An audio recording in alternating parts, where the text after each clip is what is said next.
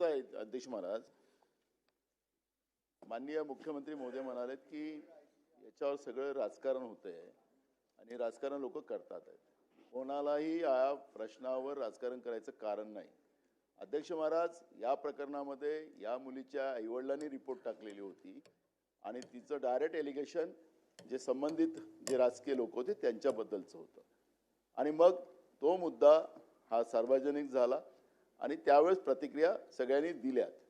अध्यक्ष महाराज, हे एकच डॉक्टर प्रकरण, मी नाव घेत नाही त्यांचं, डॉक्टरचं जे प्रकरण झालं, अध्यक्ष महाराज स्वारगेटचं प्रकरण असेल, महाराष्ट्रामध्ये मोठ्या प्रमाणात होतात आहेत. तुम्ही लाडक्या बहिणीचं कोणालाच विरोध नाही आहे, तुम्ही योजना चालवता त्याचाही काही विरोध नाही. फक्त लाडक्या बहिणीचं खापर तुम्ही या योजनेला आम्ही देऊ शकत नाही कारण की लाडक्या बहिणीला आम्ही पैसे दिलेले तुमचे मंत्रीच सांगतात, काय आम्ही नाही म्हणत.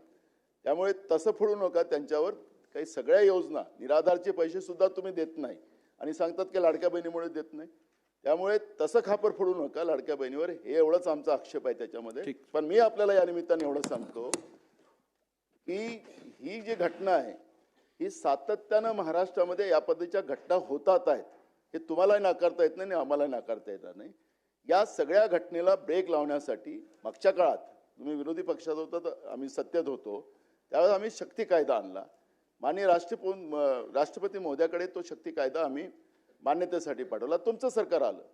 या शक्ती कायद्याचं काय?